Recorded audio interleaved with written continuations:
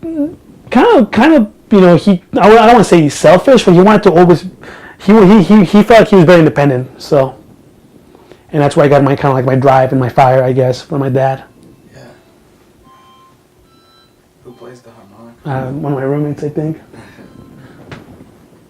So maybe I hear that background, so don't worry about that. Very good. So use that. Yeah.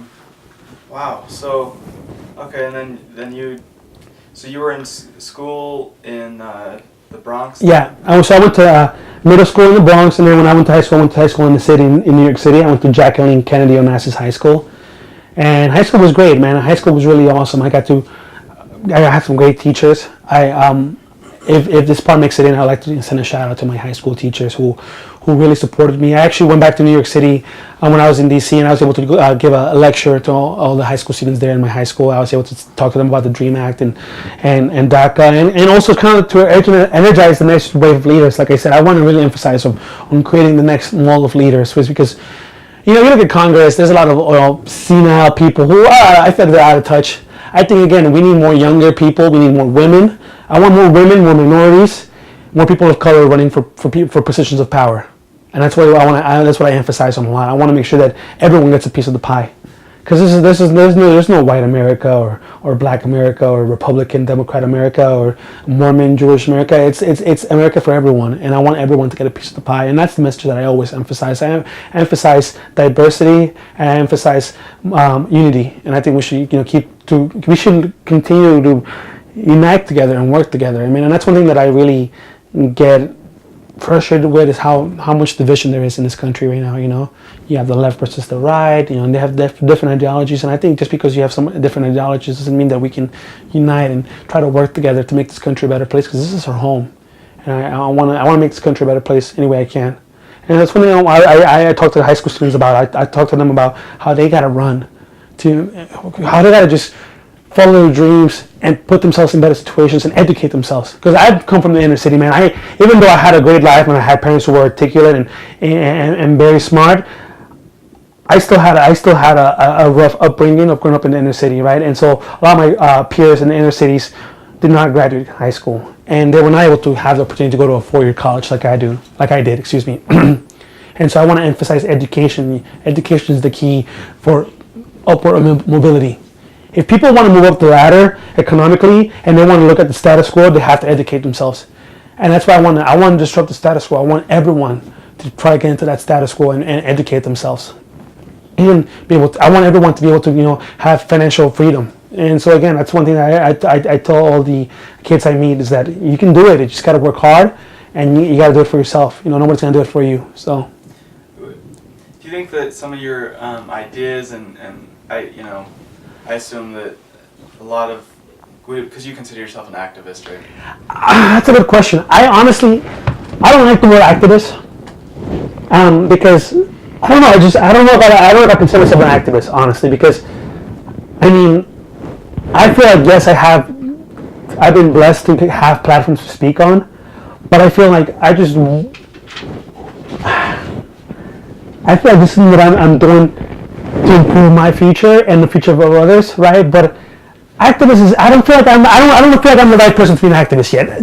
You know what I'm saying? I feel like I'm still a punk kid. You know what I'm saying? And if you want to be honest, I feel like I'm still this punk kid who skates, who has a skateboard, and who hangs out, and so I don't know, man. But I've been given the role of an activist. It fell upon me by mistake, and I'm glad that the people trust me for that role. So technically, yes, that's what people consider me, but I like to consider myself just someone who just wants a better future for myself and my family, and for everybody else who's in my situation, right? Okay. That's a good question. Thank you. Because I sit in my bed all the time thinking, like, what am I, an activist? What am I? So I think that's kind of an interesting kind of avenue to go down, though. Yeah. I assume there's always my original question was, there's always with whoever, any influential person, they discover it themselves. There's a process, there's a period where they discover it. And I'm wondering, when is it only recently that you started to think, oh man, I have this ability to speak. I'm articulate.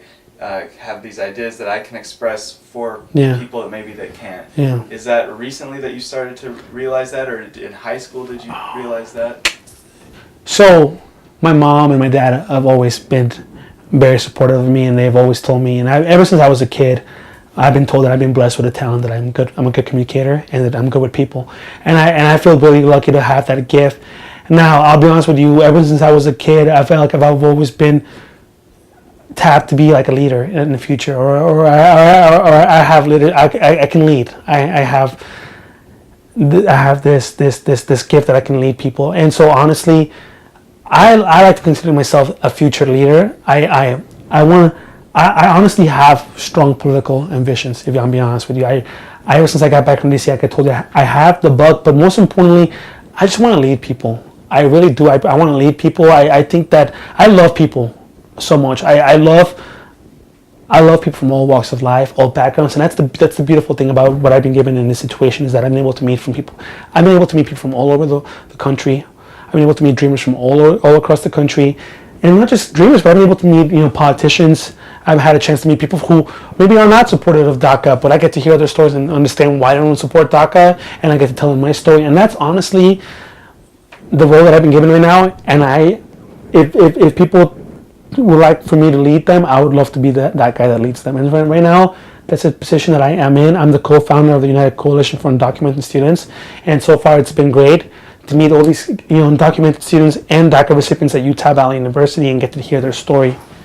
And so, if a spotlight's for me, I guess I'm gonna embrace it, but I'm gonna do the best that I can to not just live in the spotlight, but to do something good with the platform that I'm given. So I'm thankful for this platform. I also want to thank you guys for being able to come in here and be able to help me tell my story. So, because I believe that the platform also matters. So the medium is the message, as Baker would say, as we all learned in our comp class. So. How would you describe yourself in high school? Punk kid?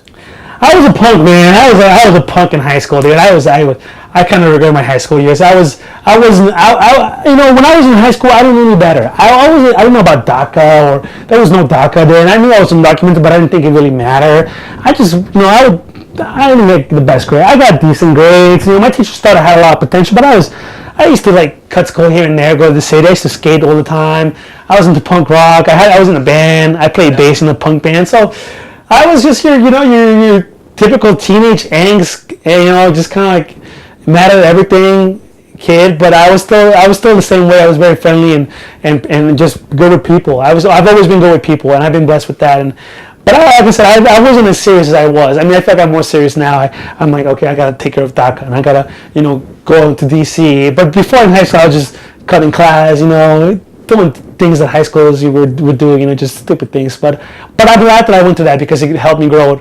And I actually got back to, I went back to New York, and I got to meet my teachers, and I kept apologizing to them. I'm like, I really regret not paying as much attention in your class, or being as productive, or really putting myself out there to become a better student. And I'm glad that I had a second chance in college. That's why I love Utah Valley University, because it was kind of like a rebirth for me. It really was. Is when I realized, man, I need to go to college and I need to educate myself. That's when it really hit me about my status. When I realized, man, like the fact that I'm undocumented is not a good thing, and I gotta work harder so I have better opportunities. It's not gonna just come down to me and be dropped in my lap, right? So I feel like I've grown more. The older I get, the more I grow, and that's one thing. I still make mistakes, man. I still make mistakes. Sometimes I still forget to pay my bills in time, or I get distracted instead of maybe doing work that I should be doing. Maybe I'll go to a party, right?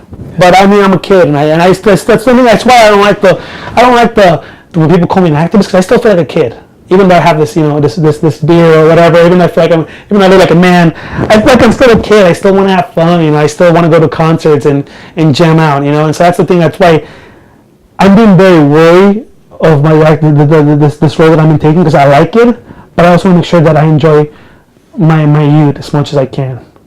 So, but yeah, I was a punk in high school, just to reiterate, and I'm sorry for all my teachers if they're watching this. I'm sorry I was a punk in high school. I really regret that, but I'm glad to be back. I was glad to be back in high school when I was in New York, and gave a bunch of speeches and and energize the kids and kind of get to meet the next wave of leaders and just the next future, just the future of America. So.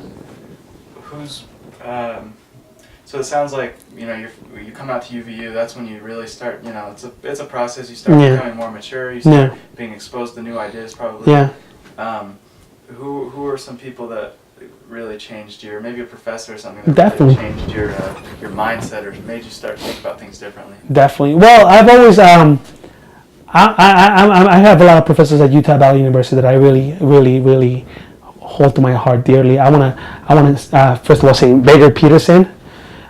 He has always been supportive of my case, and he was my intro to mass communications professor. And man, me and him got along right away because he had the same taste in music that I had, and we kind of, we can talk politics for hours. And he's got a good sense of humor, and I feel like I got a good sense of humor as well. I feel like that's one thing I really enjoy about him, his sense of humor. I can go there and be serious with him and tell him how I feel about DACA, but I can also crack a few jokes with him. So Beggar was one of the people that really influenced me a lot. I got a chance to take an intro to political science class.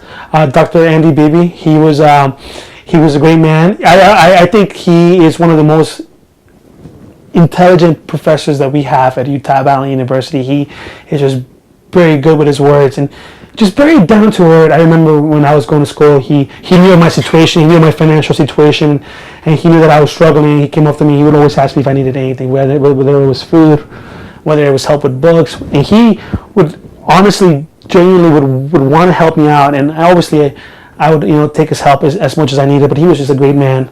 That's Bibby? Dr. Andy Beebe, yeah, Bibby. He runs the Center for Constitutional Studies, and he also teaches political science. He's a great man. And pretty much everyone I've met along my journey, I've met a lot of great people. I mean, people I work with at Review, the people that I met there, I mean, they're amazing.